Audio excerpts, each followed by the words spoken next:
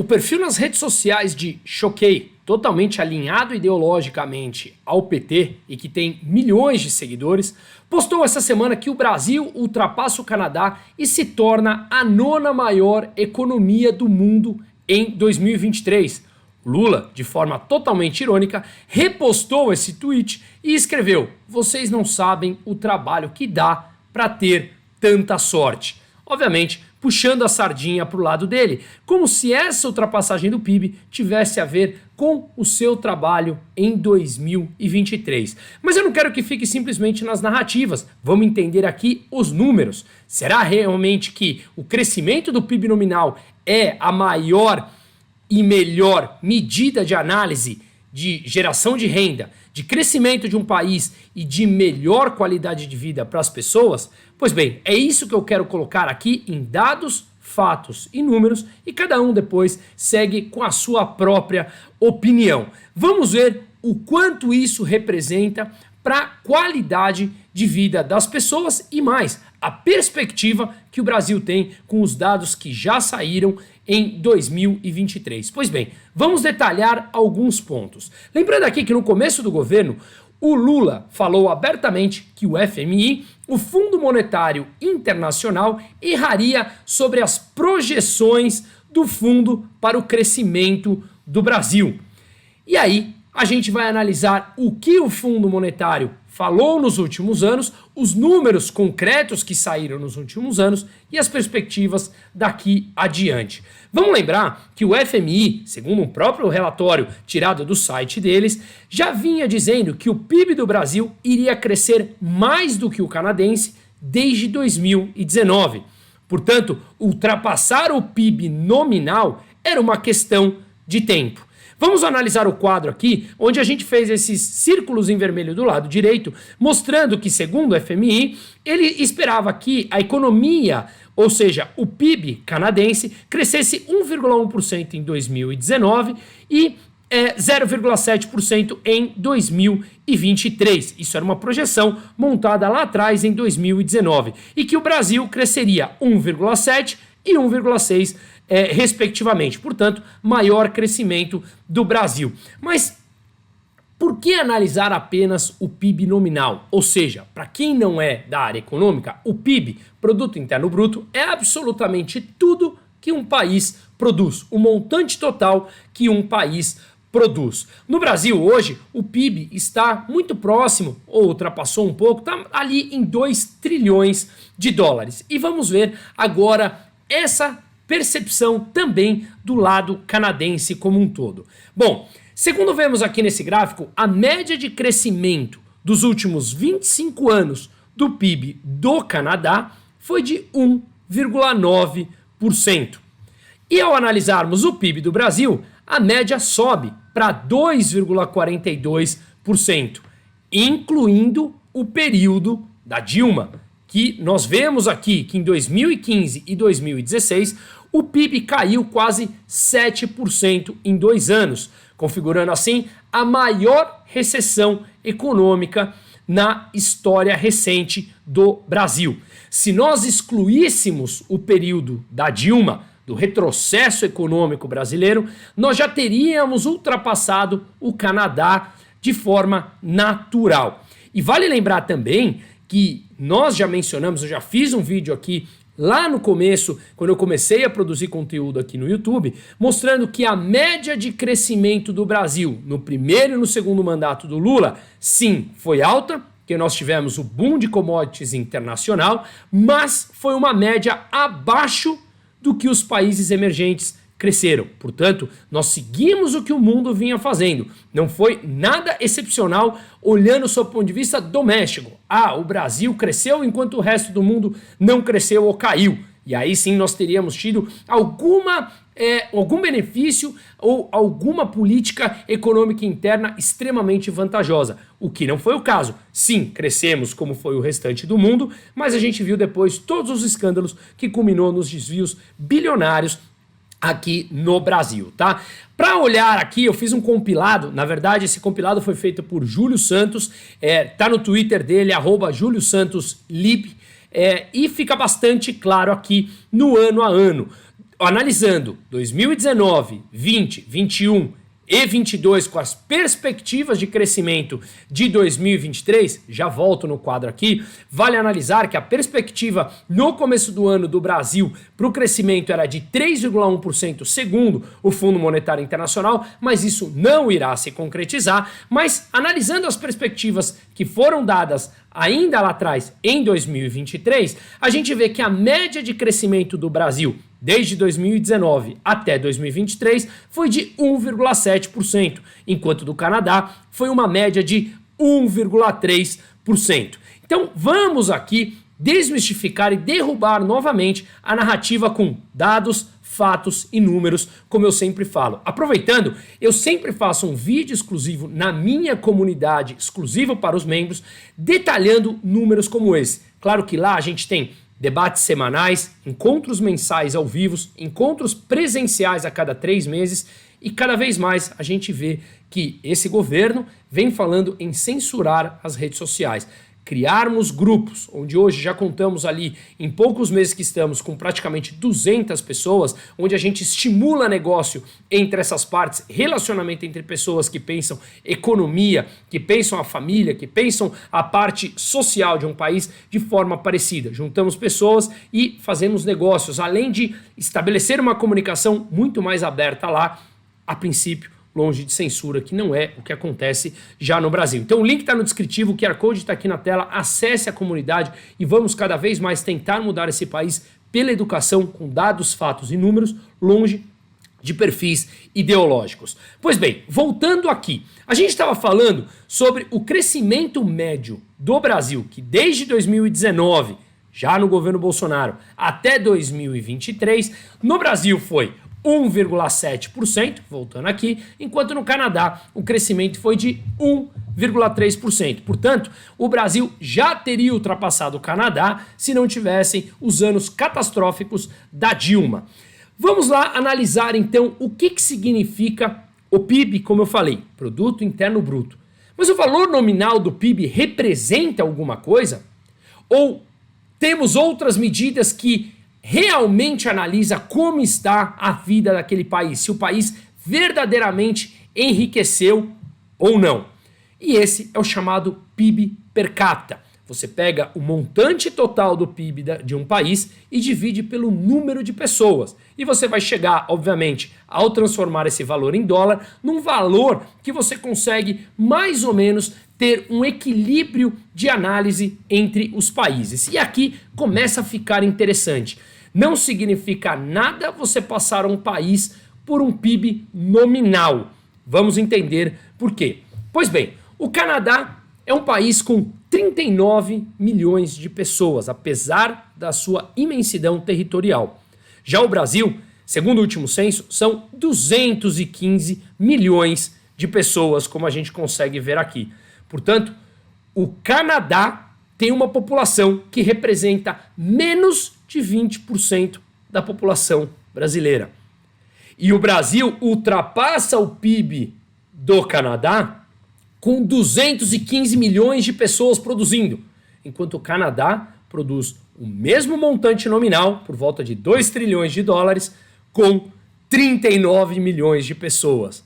Ou seja, isso dá para ter uma ideia da representatividade do PIB per capita, como é muito mais interessante e muito mais fiel à análise de crescimento de um país analisar o PIB per capita, por cabeça, por número de habitantes, do que simplesmente falar, olha, temos um PIB maior do que o do Canadá, só que nós temos 215 milhões de pessoas, enquanto o Canadá tem 39 milhões de pessoas. Isso, na verdade, não deveria ser nenhum mérito para cantar de peito estufado. Analisando aqui o PIB per capita de vários países, eu peguei os principais do G20 e fiz uma flecha aqui no Brasil e no Canadá, que é a nossa análise de hoje. Pois bem, o PIB per capita do Canadá são 44.910 dólares, 45 mil dólares, enquanto no Brasil está 8.800 dólares, ou seja, ao pegarmos o PIB por completo, por volta de 2 trilhões, 2 trilhões e 100 mil dólares, algo assim mais ou menos, e dividir pelo número da população, 215 milhões no Brasil, 39 milhões no Canadá, você tem um PIB per capita no Canadá de 45 mil dólares, enquanto aqui no Brasil não chega a 9 mil dólares. Isso valor anual. Mostra, obviamente, como essa riqueza do Brasil cabe uma outra análise. Simplesmente a narrativa de que o PIB nominal ultrapassou o Canadá vale também uma análise mais profunda. Veja a Alemanha, que é um país pequeno, tem um PIB per capita de 43 mil dólares. Para ter aí um outro comparativo, a própria Argentina tem um PIB quase 50% maior do que o Brasil, PIB per capita. A Suíça está lá na casa dos 90 mil dólares de PIB per capita. Portanto, somos ainda um país muito pobre que simplesmente produz o mesmo montante de PIB nominal do que o Canadá, só que eles têm menos de 20% da população brasileira produzindo. Ou seja, não representa grande coisa em análise mais profunda de qualidade de vida das pessoas. Isso também é interessante porque a gente vê uma discussão entre Estados Unidos e China. Só fazendo um parênteses aqui. A China vai ultrapassar os Estados Unidos? Se nós analisarmos, o PIB da China nominal está em 17 trilhões, enquanto nos Estados Unidos está por volta de 24 trilhões. Mas olha a diferença ao analisarmos o PIB per capita. Nos Estados Unidos são quase 73 mil dólares. Lembrando que no Brasil, 8.800 dólares por ano. Nos Estados Unidos, 73 mil dólares. Enquanto na China, pouco mais de 12 mil dólares. Ou seja, mais ou menos 15% do que 15, 16, 17% mais ou menos do PIB per capita americano. Isso mostra que a China, com uma população de 1,5 bilhão de pessoas, tem ainda um PIB de 17 trilhões, enquanto nos Estados Unidos, com 330 milhões de pessoas, eles produzem um PIB de 24 trilhões. Enquanto na China, 1,5 bilhão de pessoas produzem um PIB de 17 trilhões. Ao analisarmos o per capita, então a China está anos-luz atrás dos Estados Unidos, assim como o Brasil está anos-luz atrás do Canadá, com todos os problemas que o Canadá vem enfrentando, tá?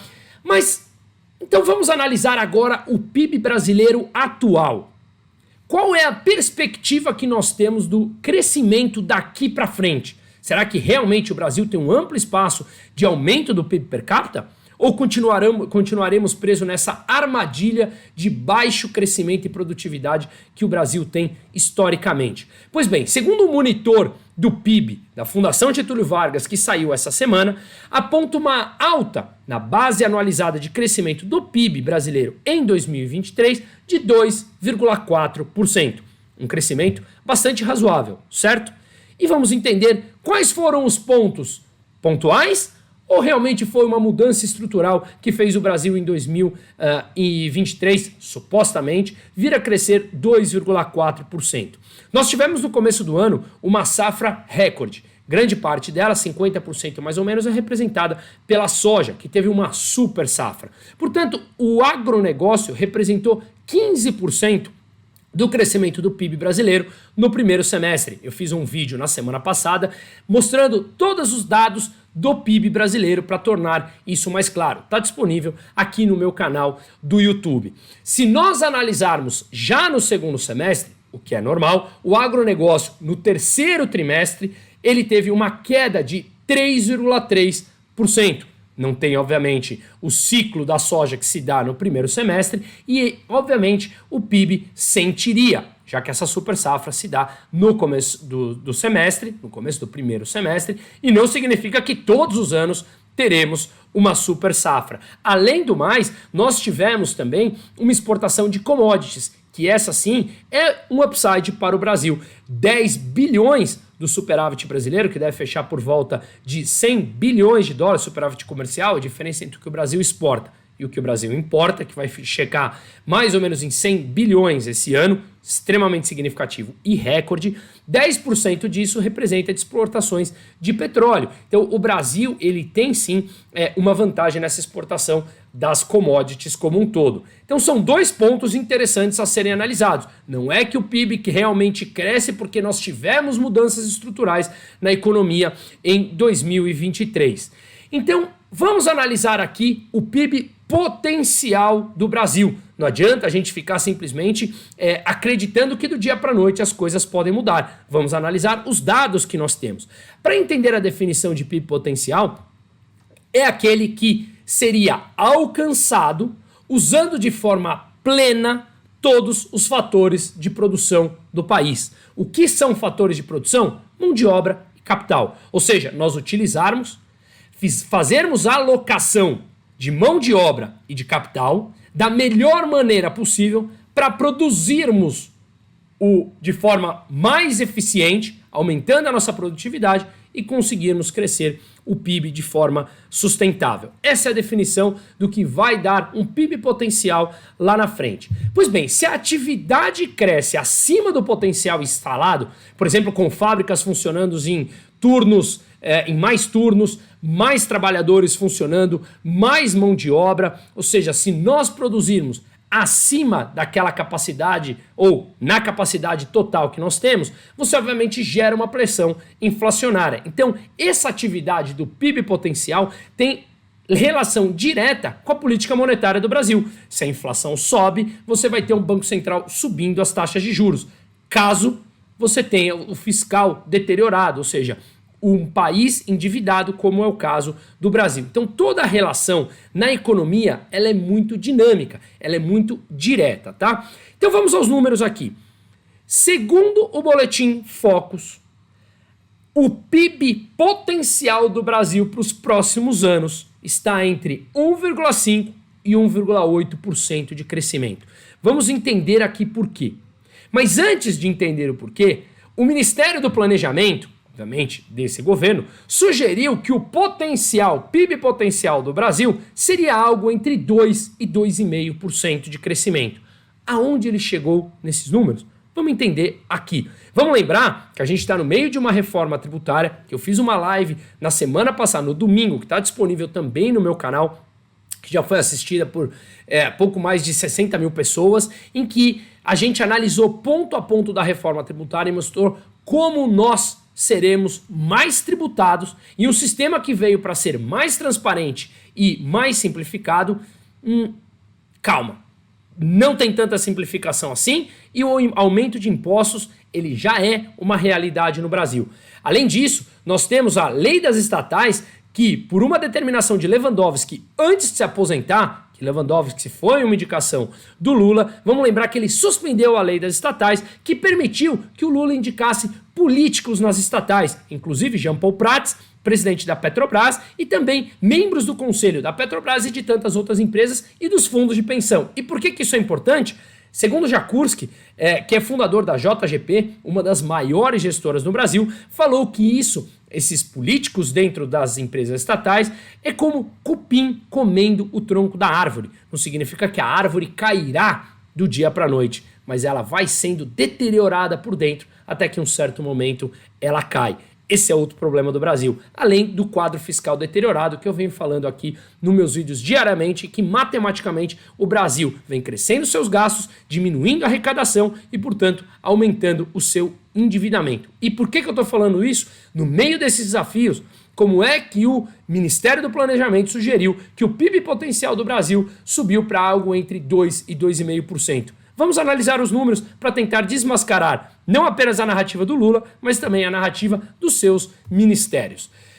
Segundo as reformas dos últimos anos, nós temos que levar em consideração que elas sim são mudanças importantes para a estrutura do país.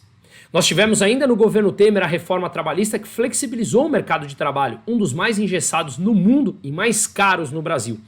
Depois nós tivemos a reforma da Previdência, que terá que ser reformada de novo para mudar em algum momento para capitalização. Afinal de contas, a população está envelhecendo e cada vez mais pessoas vivem dos sistemas e menos pessoas contribuindo para ele, como a gente vai falar aqui daqui a pouco, que é um dos fatores do PIB potencial. Além disso, a gente teve lei da cabotagem, a lei das estatais, que já foi derrubada nesse governo, tivemos uma lei do teto de gastos, que colocava um teto de quanto o governo poderia gastar, que seria o máximo do ano passado, corrigido pela inflação, que também já foi destruído por esse governo.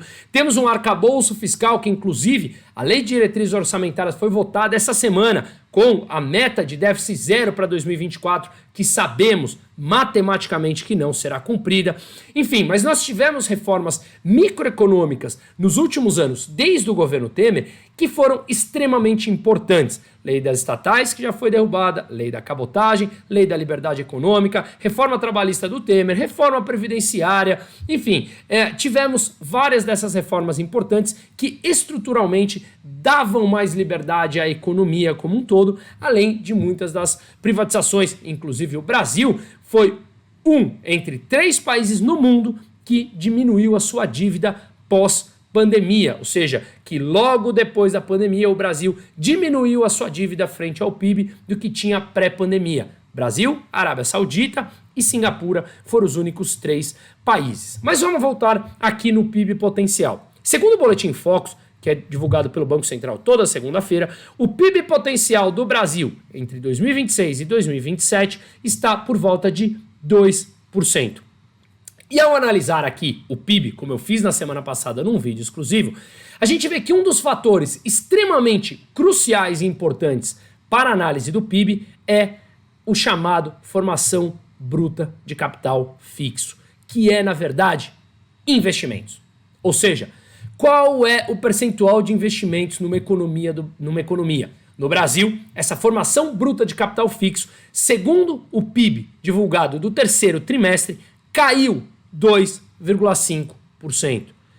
O investimentos, ou formação bruta de capital fixo, caiu pelo 4º trimestre consecutivo. Ou seja, o investimento está caindo e a taxa de poupança no Brasil é extremamente baixa. Vou mostrar aqui em dados, fatos e números como é complicado nós termos um PIB potencial entre 2% e 2,5%, como diz o governo. O crescimento do PIB, ele depende em grande parte dessa investimentos, formação bruta de capital fixo, depende da poupança como um todo, que no Brasil é muito baixa, e o que a gente vê foi que teve uma desaceleração ao investimento no Brasil. 4º trimestre seguido de queda da formação bruta de capital fixo.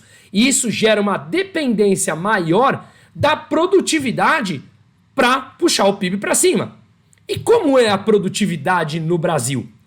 A produtividade nada mais é do que uma medida de eficiência com que os fatores de capital e trabalho se transformam em produção. Você pega capital e trabalho, mão de obra, como isso se junta para produzir de forma mais eficiente possível o maior número de produtos e serviços. Assim você cresce o PIB e, portanto, você aumenta a produtividade. Isso é chamado de PTF, produtividade total dos fatores. Fatores de capital, fatores de trabalho, produzindo bens e serviços. A produtividade total dos fatores, a PTF, ela cresceu nos 3 trimestres de 2023, primeiro, segundo e terceiro, em comparação a 2022. Mas ela vem desacelerando trimestre após trimestre em 2023. Como eu falei no começo do vídeo, nós tivemos pontos extremamente importantes, como commodities e a super safra, que puxou o PIB para cima no primeiro trimestre e no primeiro semestre desse ano, que tem muito a ver também com reformas estruturais, micro e macro, que foram realizadas nos últimos 2 governos. Portanto, a produtividade total dos fatores cresceu nos 3 primeiros trimestres desse ano, mas ela vem caindo em comparação aos 3 meses anteriores, tá? Portanto, a produtividade total dos fatores, ela é medida sempre de longo prazo. Afinal de contas, nós estamos analisando o PIB potencial daqui para frente, lá alguns anos adiante, tá? Essa análise do PIB potencial, por grande parte dos economistas, é feita uma análise dos próximos 10 a 15 anos. E a produtividade total dos fatores no Brasil está ainda 3,9% abaixo do nível pré-pandemia. Vamos analisar então aqui o investimento médio na América Latina. Ou seja, a formação bruta de capital fixo dentro do PIB nos principais países da América Latina. A média é de 20%. E no Brasil está em 16,6%, segundo a leitura do PIB do terceiro trimestre de 2023. Portanto, se nós temos um problema com o investimento que tem caído há 4 trimestres seguidos, nós precisamos melhorar a produtividade para puxar o PIB para cima. Só que a nossa produtividade está 3,9% abaixo do nível pré-Covid. E como a gente faz para melhorar a produtividade? Precisamos de mais pessoas. Lembra da combinação dos dois fatores, capital e trabalho?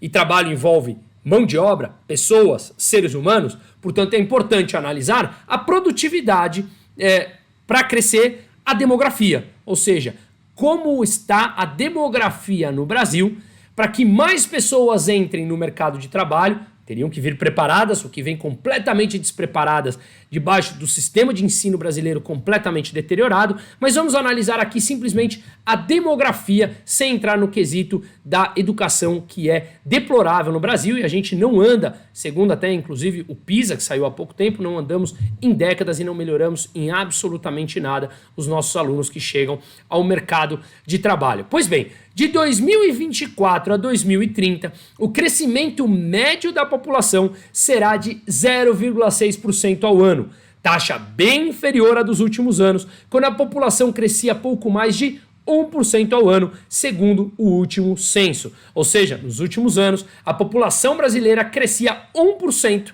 quando agora está crescendo 0,6% ao ano. Menos pessoas, portanto, chegarão ao mercado de trabalho lá na frente. E se, também segundo o censo, a produtividade média cresce 0,7% ao ano na média desde 1995. Ou seja, produtividade extremamente baixa, que é importante para o crescimento do PIB, com uma população diminuindo seu crescimento, fica muito difícil a gente ter um PIB potencial crescente quando a gente não tem também uma produtividade alta. A produtividade no Brasil cresce por volta de 0,7% na média desde 1995. Segundo a última análise que eu tinha visto, você precisa mais ou menos de um trabalhador americano para produzir o que 4 trabalhadores produzem. E para atingir essa meta de PIB potencial do governo de 2 a 2,5%, seriam necessários 3 pontos que eu coloquei aqui. Como eu mostrei, a demografia crescendo, mais pessoas nascendo, para que a população cresça e mais gente entre no mercado de forma preparada, é outro ponto, daqui a alguns anos. Aumentar os níveis de investimento do PIB para algo próximo a 20% do PIB, como a média da América Latina, e, portanto, atrair investimentos para que o PIB possa crescer e alocar melhor os recursos, capital e trabalho. Só que nós temos uma deficiência estrutural de mão de obra, além de um quadro fiscal de endividamento do governo completamente deteriorado. Portanto, segundo grande parte das casas de análise e dos economistas, o PIB potencial, com os dados que nós temos aqui para analisar, que eu acabei de passar, nós teríamos um PIB potencial de 1,8% de crescimento ao ano, o que continua sendo um PIB bastante medíocre se quisermos entrar no rol dos países desenvolvidos. E aí a gente chega num ponto também complicado. Com todas as mazelas e inconsistências, instabilidades, insegurança que o Brasil vem trazendo nos últimos tempos, a gente vê uma grande fuga de capital. Eu sou aqui um dos sócios da Aquavera Investimentos, estou há 17 anos no mercado financeiro e eu tenho visto, afinal de contas a gente cuida do patrimônio dos clientes aqui no Brasil e nos Estados Unidos, muito crescimento de clientes mandando dinheiro para fora. Eu falo em outros vídeos como tem sido importante a dolarização do patrimônio no Brasil. Não digo 100%, mas sim uma parte do teu patrimônio. E também aqui não é uma recomendação de compra. Eu preciso entender, falar com você, entender o seu perfil. No descritivo do vídeo tem um e-mail da Bianca, que é meu braço direito aqui em absolutamente tudo com todas as carteiras. E a gente faz, obviamente, essa análise do perfil para te ajudar com a alocação do capital. Mas ao termos taxas de juros alta nos Estados Unidos, com fluxo de dólar entrando no Brasil pela conta de exportação, como eu falei, e também o diferencial de taxa de juros entre Brasil e Estados Unidos, que atrai dólar para cá e mantém o real, mesmo que por um tempo valorizado, mandar o dinheiro para fora nos níveis atuais para capturar 4, 5, 6, 7% ao ano em dólar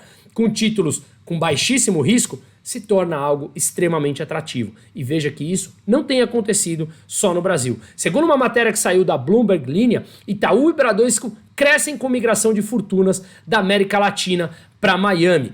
E eu venho falando que durante o ano de 2023 a gente vem dolarizando uma parte importante do patrimônio dos nossos clientes para conseguir altíssimas taxas em dólar. Vamos lembrar que eu fiz um vídeo para membros da minha comunidade explicando como funciona detalhadamente a marcação a mercado, e por isso eu vim falando que tínhamos oportunidades e temos ainda super interessantes e atrativas com título público americano, pagando 5% ao ano, e quando essa taxa de juros caísse, o valor do título subiria, o valor presente, e já de fato aconteceu. Então eu acho que ainda tem mais espaço para acontecer, tanto aqui como lá. Pois bem, segundo essa matéria, os investidores mais ricos da América Latina estão migrando suas fortunas para Miami em um ritmo acelerado para escapar das turbulências regionais e buscar rendimentos superiores aos seus países de origem. Como eu falei, títulos públicos ou títulos de empresas privadas nos Estados Unidos, inclusive empresas brasileiras, pagando 7, 8% ao ano em dólar, como é o caso do Itaú. O valor das fortunas sob gestão de clientes mexicanos em Miami aumentou cerca de 10% neste ano no JP Morgan, com crescimentos semelhantes de ativos provenientes de Argentina, Chile e Peru. E olha, o JP Morgan tem cerca de 180 bilhões em fortunas sob gestão de clientes da América Latina, em cidades como Miami, Houston, Nova York e Genebra, na Suíça. O Bradesco aumentou o número de funcionários na área de Miami de 190 para 230 pessoas, inclusive o head da área de Brasil, que cuida dos clientes da América Latina em Miami, vem ao Brasil constantemente, e eu tive a oportunidade de conversar, fomos tomar um café e falamos muito sobre isso que está acontecendo no Brasil. E o Itaú abriu mais de 1.000 contas em Miami em 2023. Nós aqui, que o BTG é nosso sócio, que é um dos maiores bancos de investimento da América Latina, também passamos por isso. Temos uma estrutura grande em Miami que atende um amplo leque de clientes que, sim, por conta da instabilidade jurídica, instabilidade institucional, instabilidade econômica que o Brasil e a região passa, continuamos dolarizando uma parte do patrimônio. Portanto, Lula, a narrativa ela cai com dados, fatos e números.